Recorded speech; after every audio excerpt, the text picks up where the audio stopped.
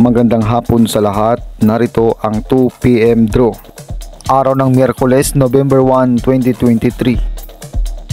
Para sa 2D Lotto, 17, 18 in exact order. Para sa 3D Lotto, 4, 2, 2 in exact order. Congratulations sa mga nanalo. Mag-like, subscribe para updated kayo sa mga susunod na draw. Maraming salamat at magandang hapon.